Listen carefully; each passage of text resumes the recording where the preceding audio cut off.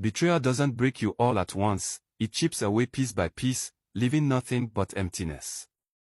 Title: The Surprise. Part 2: The Aftermath. Michael drove aimlessly through the city streets, the weight of betrayal pressing down on him. His mind replayed the scene over and over, the laughter, the embrace, the kiss. It felt surreal, like a cruel joke that wouldn't end. How could she do this to him? Why? Questions flooded his thoughts, each one cutting deeper than the last. He pulled over at a quiet park, turning off the engine and sitting in silence. The world around him kept moving, oblivious to his pain. Couples walked hand in hand, children played on the swings, and laughter filled the air, a harsh reminder of what he thought he had with Tosha. He took out his phone, staring at her last message, running late at work. Can't wait to see you tonight. Love you. The words felt like poison now. He fought the urge to call her, to confront her, to demand answers. But what good would it do? She lied effortlessly, smiling through every deception. He couldn't trust a single word she'd say. His phone buzzed again. Another message from Tosha: "Babe, just finished up. Heading home now. Can't wait to see you. Love you so much." His grip tightened on the phone. The nerve she had to say those words after everything. He wanted to reply, to tell her he knew, but he couldn't find the strength. Instead, he typed a simple message: "Okay. Drive safe." It was short, emotionless. If she could lie so easily, he could pretend just as well. An hour passed before he finally drove home. The house felt cold and empty, reflecting the hollowness inside him. He looked at the framed photos on the wall, pictures of him and Tosha smiling, happy, in love. He couldn't bear to look at them anymore. One by one, he took them down, shoving them into a drawer. Out of sight, out of mind, or at least, that's what he hoped. He tried to sleep, but every time he closed his eyes, he saw them together, laughing, kissing. His chest tightened, anger bubbling up inside him. He punched his pillow, letting out a frustrated yell.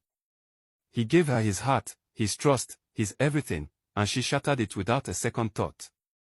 The next day, he woke up feeling exhausted, his eyes heavy from the sleepless night. He went through the motions, showering, dressing, eating, but everything felt robotic, numb. His phone buzzed again. It was Tosha. "Last night was perfect. Thank you for being the best boyfriend. I love you." Michael stared at the message, his jaw clenching. Her lies were so convincing, so calculated. He couldn't believe he fell for it. But he wouldn't confront her yet. No, he wanted her to face the truth on her own, to see the pain she caused. He picked up his phone and called his best friend, Daniel. "Hey, man," Michael said, his voice hollow. "I need to talk. Can you come over?" Daniel arrived within the hour, concern written all over his face. Michael told him everything, how he planned the perfect surprise, how he walked in on her with another man, how she continued to lie even now. Daniel listened silently, his fist clenching as the story unfolded. "What a... I can't believe she did that to you," he said, anger lacing his words. "You don't deserve this, Mike. She's not worth it." "I know," Michael whispered, his voice cracking. "But it hurts. It hurts so much." Daniel pulled him into a hug, his grip firm and reassuring. "You're stronger than this, bro. We'll get through it together."